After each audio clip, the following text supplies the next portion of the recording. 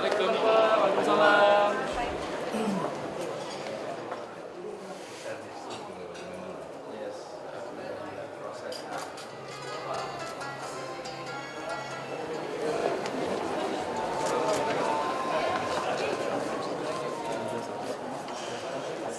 Gubernur of Jakarta, Mr. Rasyid Baswedan, PhD. And we invite everybody to rise.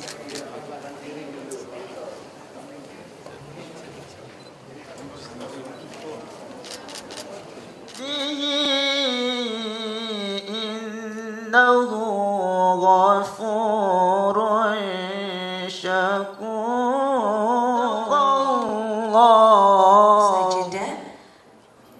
I would like to invite Mr. Suhaidi as Director Executive Bank Indonesia to give welcome speech. Once again, give a big applause for Mr. Suhaidi. Bismillahirrahmanirrahim. Assalamualaikum warahmatullahi wabarakatuh. Honorable guests, Gubernur of Jakarta, Dr. Rasyid Baswedan, Assistant Secretary General of IC, Deputy Governor Central Bank of Sudan,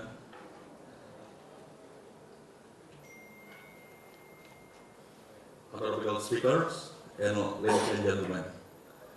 Firstly, please accept regards and apology from Deputy Governor Dr. Sugeng, who cannot attend this very important meeting because he has to attend budget deliberation with the Parliament at the same time. So please allow me to read his speech.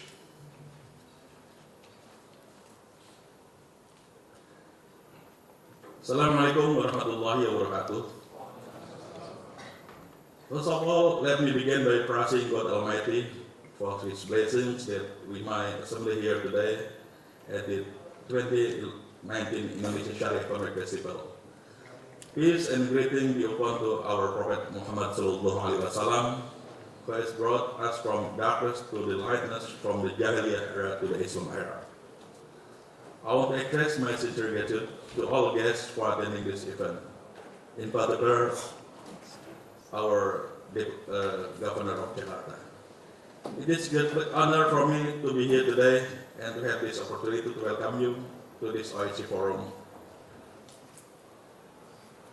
Distinguished ladies and gentlemen, to encourage the development of Sharia economy and finance in Indonesia, Bank Indonesia, together with the National Sharia Finance Committee and various domestic and international Sharia economic and financial stakeholders, organized this event. The ISF has vision of mainstreaming Islamic economics and finance into national and international policy. The theme, Sharia economy for stronger and sustainable growth. Through ISF, Indonesia has the opportunity to position a strategic compiler, economic analysis, and direction of global Sharia economic and financial development policies that can answer current global challenges. These various international activities supported and I believe to increase to facilitate the presence and interaction of worldwide players and international authorities and stakeholders. Distinguished guests, speakers, ladies and gentlemen, Islamic social finance has demonstrated its enormous potential as a useful financial tool and is overgrowing. Islamic social finance was developed in adherence to the Sharia principle of socio-economic justice, equality, and collective prosperity. Social and faith-based financing, such as Islamic social finance, are relevant additional sources of funding that can be better leveraged to reduce vulnerability. Every year, Muslims worldwide donate generously to Islamic and social finance mechanisms to alleviate human suffering. Given the majority of people in need of aid are in Muslim countries, the role of Islamic social finance is particularly important. The main pillars of Islamic social finance, zakat, sedekah, waqf, and non-profit microfinance occupy central position in the Islamic scheme of property allocation. Distinguished guests, ladies and gentlemen, Islamic social finance tools such as zakat, sedekah, and waqf has played a significant part in humanitarian. In Indonesia, the National Zakat Collection Agency (Basnas) used approximately about $350,000 to finance the building of power plant in the province of Jambi to help to provide much needed electricity for residents in the Frey village. Basnas is cooperating with UNDP, providing emergency relief of people affected by the latest earthquakes and the tsunami in Central Sulawesi and Lombok. That's what of the example of social finance in Indonesia. Related to waqf is associated mostly with immovable properties and lands for religious and educational purposes. Bank Indonesia has facilitated in developing an innovative waqf model by launching a financing instrument called Kas Wakaf Link Sukuk in collaboration with the Indonesian Waqf Board and the Ministry of Finance. Kas Wakaf Link Waqf is an instrument for placing waqf funds in government sukuk to support social infrastructure development programs. Distinguished guests, ladies and gentlemen, Islamic social finance tools have enormous potential that we all here understand and believe. Innovative investment in humanitarian action, such as sukuk, will not only lead to long-term social improvement, but also long-term resilience and adaptive capacity building for communities at risk. The experience show that Muslim donors want greater transparency and accountability to ensure more effective management. Bank Indonesia, in this case, in cooperation with Basnas, BWI, and also ERTI IDD, has launched the International Zakat Core Principles and also International Waqf Core Principle, a step to provide sound supervisory zakat and waqf management and enhance its disclosure and accountability as well as transparency.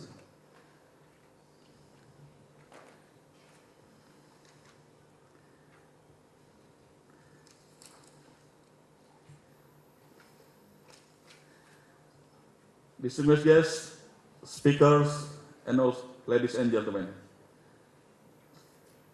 to optimizing Islamic social finance on a humanitarian and development initiative, we need to raise the empowering aspect of Islamic social finance to develop model for implementation that are not only charity-based approach, but also tool to build resilience to poverty and humanitarian assistance for long-term development. I'm looking forward to exchanging experience about the role of Islamic social finance for the achievement of the global goals and exploring new ways together.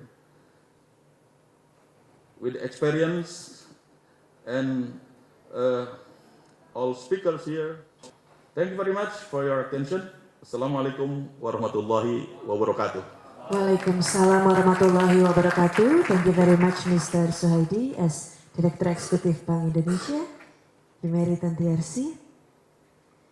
Ladies and gentlemen, for the next agenda, I would like to invite Assistant Secretary General of the Organization of Islamic Cooperation, His Excellency Mr. Ahmed Senyomo. Once again, give a big applause for Mr. Ahmed Senyomo. Bismillahirrahmanirrahim.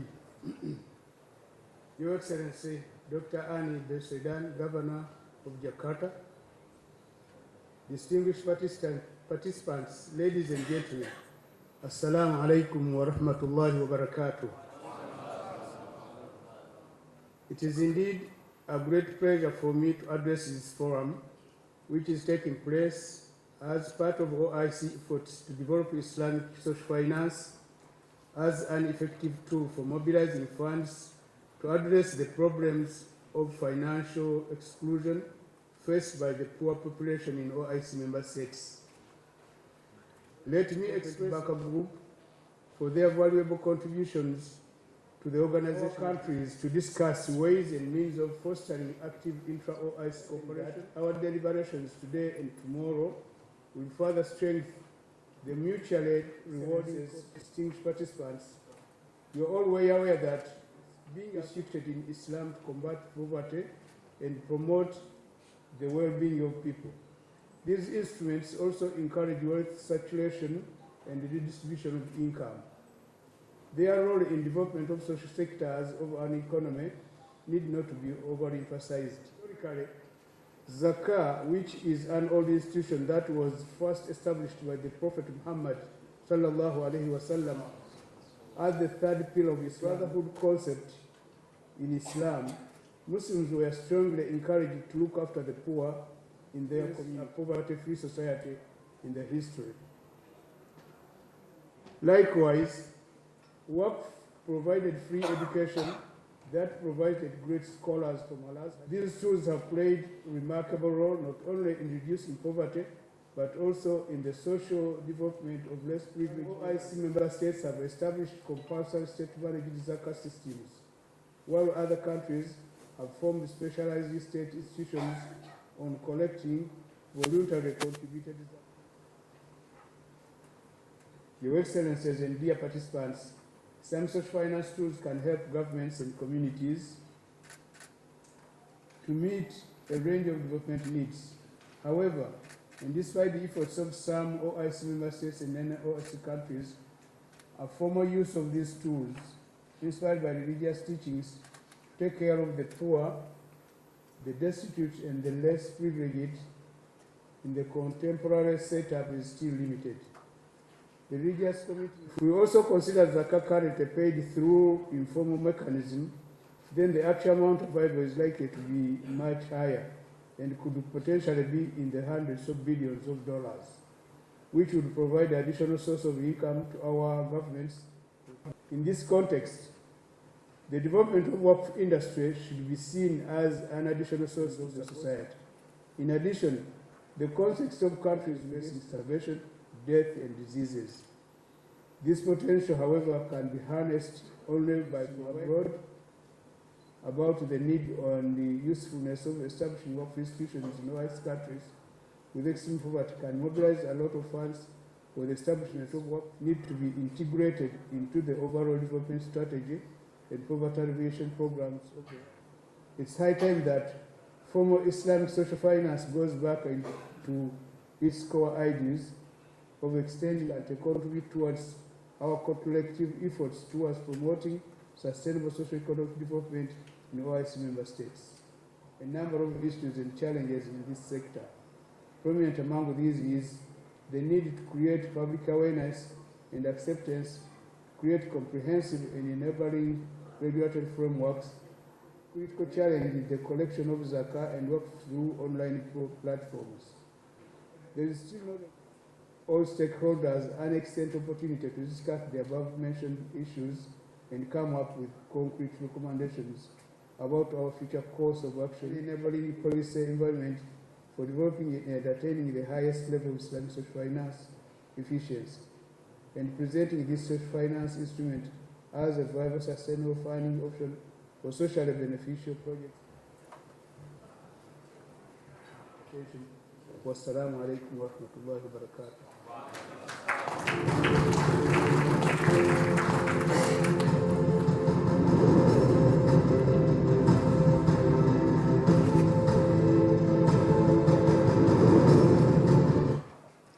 Thank you very much, Mr. Ahmed Sinyomo. Ladies and gentlemen, for the next agenda, I would like to invite Governor of Jakarta, His Excellency Mr. Anies Rasyid Baswedan, PhD. Once again, give the warmest welcome.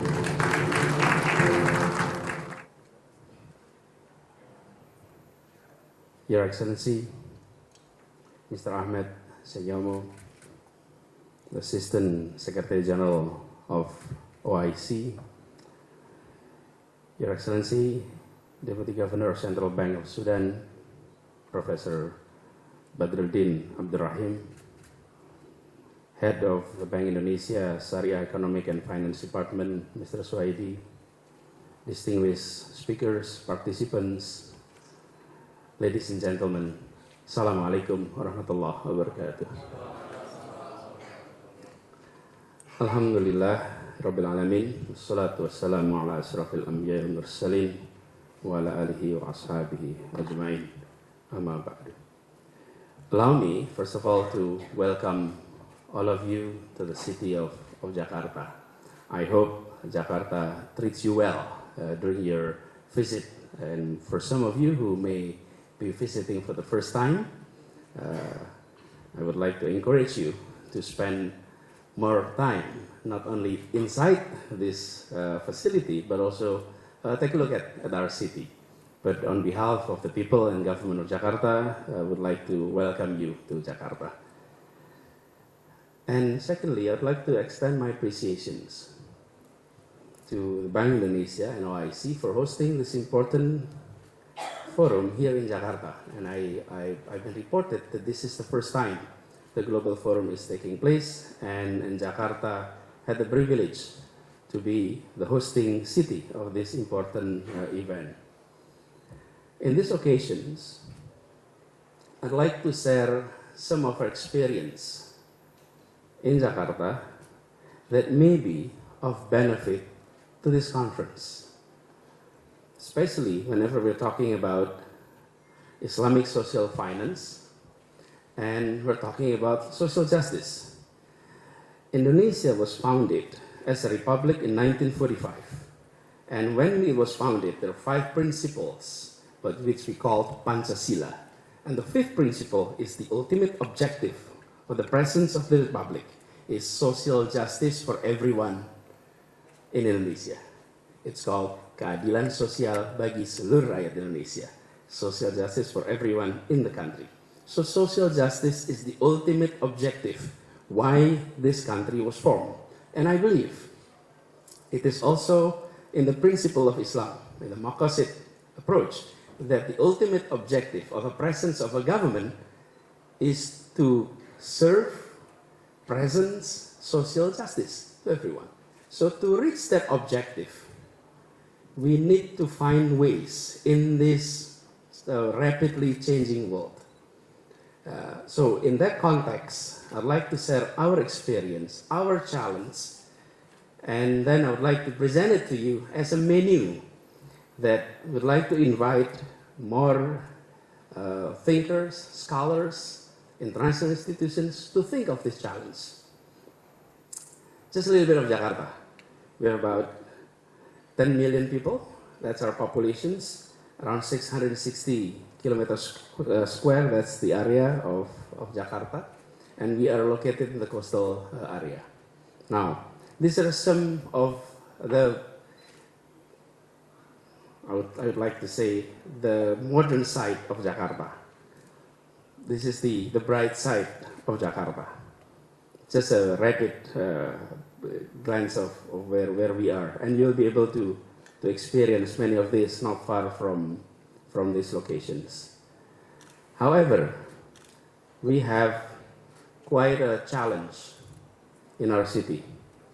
That's the bright part. The other part is environmental challenges, that's the top 3, and social related challenges, that's the bottom 3. From poverty, inequality, access to basic needs, social cohesions. So, we are able to see a city that is condensed. We have we have around 10 million populations. We have the modern side, the well-developed, and also the parts that needs to be developed. Is it only happening in Jakarta? No, this is happening across the globe. Many major cities in many developing countries is experiencing what we are experiencing. This is a result of urbanizations. Just to give you a number here. We're talking about poverty. The Gini ratio in Jakarta is 0.39, and the people earning less than $35 per month, that's the number. But if you increase that into $70 per month, then the number is increased to 10 times, 9 times. It shows that 30% of our population is earning $70 less. In a population of 10 million, 30%. This is an issue. I'll talk more about this. And then we're talking about basic needs, same thing. Access to clean water, that's the same. And around 47% of our population don't have access to pipe water. Yes, the 63% have access to pipe water. But what about the 47%? Again, this is a mirror of many cities across the globe, especially in the Islamic world. We're seeing similar number. School enrollment, same thing. Here in Jakarta, this is the capital city, and yet only 2/3 of our population completed high schools. 1/3 drop out before completing high schools, which is distressing. You look at this number. No, so we need to really address this issue. What are the message here? The message is disparities between countries have narrowed down. Disparities between major cities have narrowed down. But disparities within countries, disparities within cities are widening, especially in the cities. And if you look at, this is our objective. We'd like to create a city that is equal, prosperous, of course, modern, dynamic, sustainable, and unified. But to do that, we need to address the issue of inequality. And if we come back to the initial objective, why we decided to have independence, why we decided to have a republic, is because we would like to address the issue of inequality, the issue of injustice. So we need to deliver that. And I think this is a challenge that is common to many countries, especially members of OIC. Here is the background story. Urbanization is the phenomenon of the world, and we are seeing this at a rapid speed. This is urbanization across the globe, and we're seeing in the past 5 decades that the populations lives in the city have increased significantly. In 1960, only 30% of the populations live in the urban area. By 2007, it has passed the 50%. Currently, it is 55% of the world populations is living in the urban area. And estimated by 2050, we have 68%, 2/3 of our populations will be living in the city by 2050. That's not long from now. So the challenge now, when we have a gathering as important as this, and we're talking about social financings, let's address this issue. Let's anticipate what needs to be done to address inequality. Who are coming into the city? Of course, they would like to have a better life, and some are coming in with skills, knowledge, experience. Some were coming into the city with minimum skills, knowledge, experience.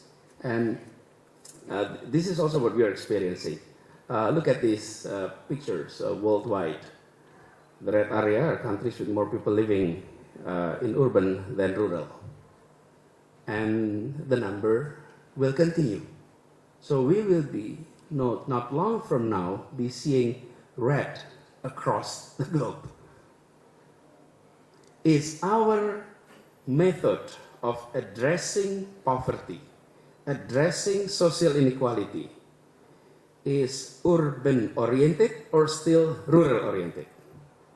Is our approach to property is thinking in the rural mindset or in the urban setting mindset? That's a question that we'd like to share and invite you to discuss further. Indonesia is no exception. In 1960, we have only 15% of our population living in the rural area. In the urban area. By 2010, we have 50%.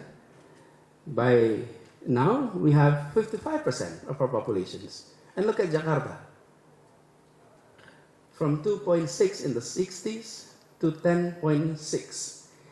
When I'm talking about Jakarta, it's only the official Jakarta. If you're talking about Greater Jakarta, 30 million. So, the number is much bigger than the official just Jakarta area. Greater Jakarta, it could reach up to 30 million. So, what are the issues that is pressing nowadays, and what needs to be done? Some of the challenge is on this. People coming into the city and they have no housing. Housing policies is critical, and social interventions on these issues will have significant social impact. What creates inequality in Jakarta is the fact that 42% of our populations, they are not homeowner. When they're not homeowner, this is the issue. For example, myself, when I came to the city, I migrated to Jakarta, and I started as a fresh graduate, work in the city. And if I am able to find financings to have a house, to have a home, compared to my colleague that don't have a house, after 10 years, the asset worth on my account, I would have been considered to have more asset because I own a property. When I don't have a property, then you're behind. Because Jakarta is one of the fastest growing property increase in terms of price. And I think this is similar to many cities across the globe. Property price is continuing to increase. Those who own property, they're part of the moving escalator. Those who don't have property, they're stuck behind. In the long term, this issue is going to create inequality that may be prolonged. This needs to be addressed. And I think we need to address it using market mechanisms to achieve social objective. So the objective is social justice, but the approach has to be commercial, has to be feasible in terms of business, so that the solutions can be long-term. And this is where Shariah financing and the principle of justice adopted to serve this purpose. Allow me to share our experience in Jakarta. Seeing this number, when you see 49%, it's like half of your populations don't have a property. What came to mind was if we let this trend to continue, then disparities will be prolonged. So we did a survey, we did a study. It turned out that many of our populations who are left behind in terms of its social welfare, they are not able to find fair financings for housing. I said fair financing for housing. Housing financing has not been friendly to the poor. Financing for housing has been very friendly to those in the middle and up. But we're talking about the middle to the bottom, then instrument for financing is like a rare opportunity. If we don't address this issue, and we are seeing the world is moving into an urbanized population across the globe, we are going to see those left behind because there is no access to property in the first place. If the reason why I'm bringing this issue is that the Islamic world need to address its challenge at the local level to be able to speak up to the world and said that the Islamic world is able to tackle basic issues in each of the communities. And this is one of the most basic that needs to be addressed. And we have all kind of instruments. What I'm presenting to you is the menu of problems to be solved. Is this the only problems? No. It was mentioned earlier, we have infrastructure issues, we have water issues, but a very basic issue on housing is key. In many places in which we live in the rural area, or we're talking about, let's say in the past, we're talking about helping our society for education, subsidy for the poor, subsidy for the yatim, and all of that. That assume that they have their own home. In the 2050, in which 68% of population will be in the city, the question is, how many of them will be in the city and not owning a property? And if we continue this trend, then we are not addressing the very basic challenges. So I'm inviting distinguished speakers, international institutions to start thinking about this. Our approach in Jakarta, we developed a program called Zero Down Payment for Housing. It turned out that during our study, many of our populations is able to finance a monthly payment for their home financing programs, but they're not able to save money to pay for a down payment. We need to have more creative breakthrough to be able to solve this issue. So government intervened by us providing the down payment side, and then their responsibility is to be able to pay the monthly payment. And we found out their monthly payment is equivalent to their monthly rent if they're renting a home. So for them, it makes no difference in terms of amount of payment they have to make every month. But the difference is in the 0 rupiah down payment, they own the property, while when they're renting, they never own it. So after 20 years, after 30 years, they never own the property. But the amount spent is equivalent. So this approach, in which we initiated, started last year, we are seeing this as one of our effort to tackle the issue of social inequality, but using just system and business or market approach.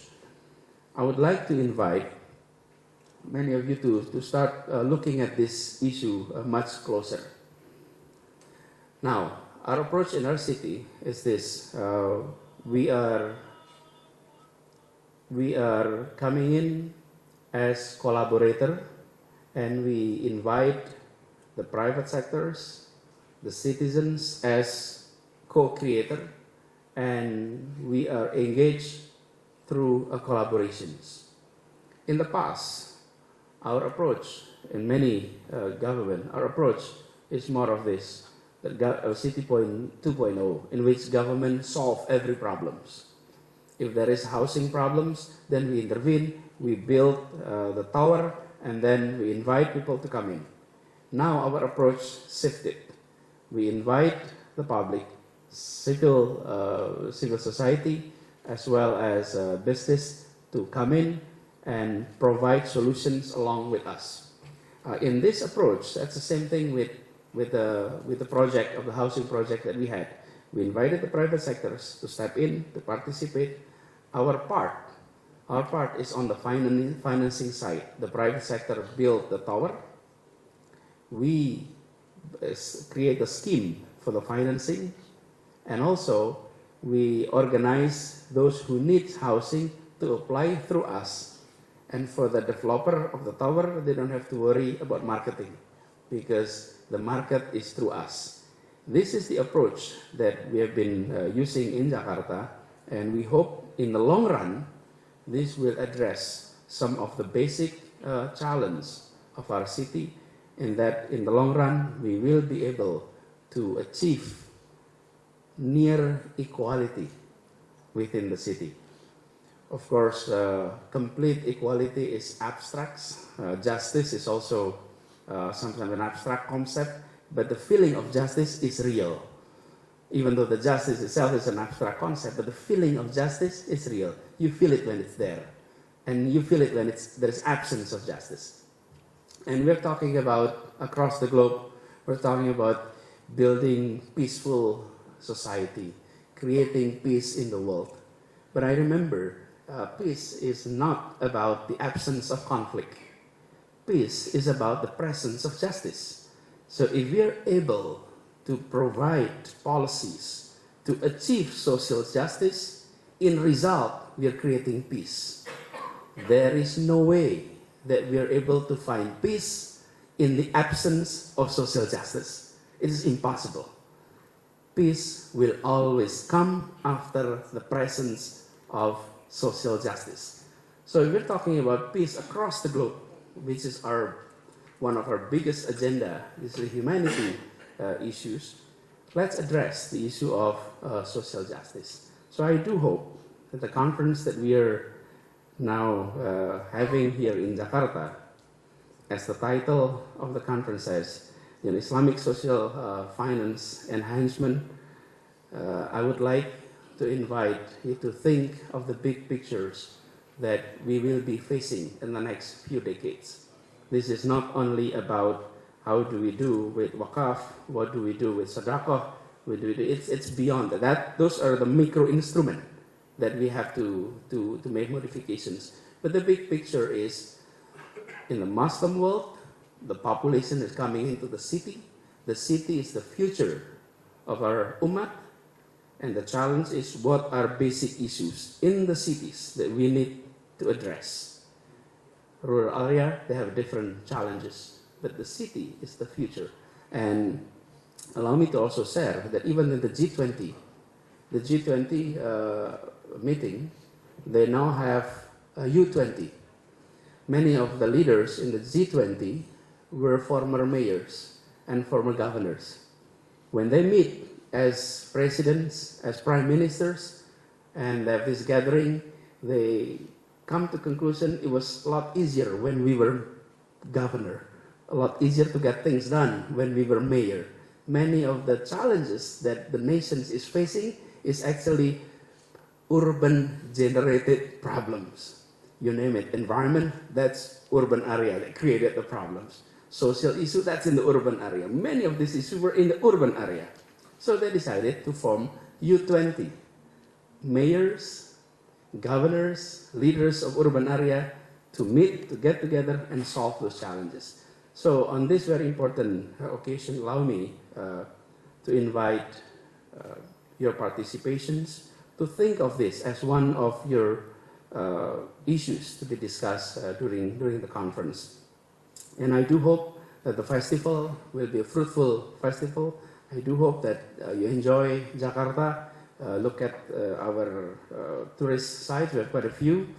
Experience Jakarta and hope you come back with great experience and would love to welcome you back again here in Jakarta. And allow me to end this by officially, Bismillahirrahmanirrahim, to open the OIC Forum on Islamic Social Finance, Indonesia Shariah Economic Festival 2019. May this festival be blessed, and may all of you who are here also be blessed. Thank you very much. Assalamualaikum warahmatullahi wabarakatuh. Waalaikumsalam warahmatullahi wabarakatuh. Mr. Aris, please remain on stage for the next photo session. And I would like to invite to come to the stage Director Eksekutif Bank Indonesia, Mr. Suhaidi. Please come to the stage. Deputy Governor Bank Sentral Sudan. Once again, please come to the stage. Deputy Governor Bank Sentral Sudan and His Excellency Mr.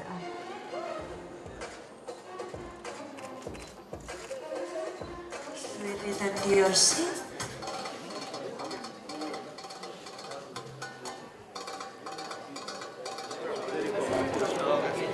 I have your card.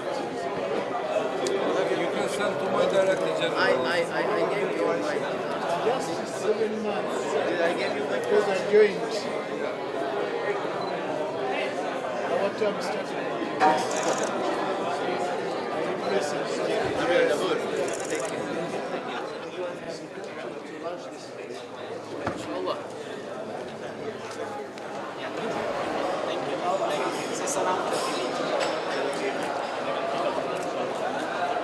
Jadi alhamdulillah kami menyambut baik bahwa Jakarta menjadi tuan rumah untuk konferensi Islamic Financing. Karena kita berharap dari konferensi social financing ini akan muncul terobosan-terobosan di dalam pendanaan yang berkeadilan untuk menyelesaikan khususnya masalah yang ada di kota-kota. Karena masa depan dunia akan berada di kota-kota. Dan ketimpangan yang sekarang kita saksikan itu bukan ketimpangan antar negara yang melebar, ketimpangan antar kota yang melebar, tapi justru ketimpangan di dalam kota dan ketimpangan di dalam negara.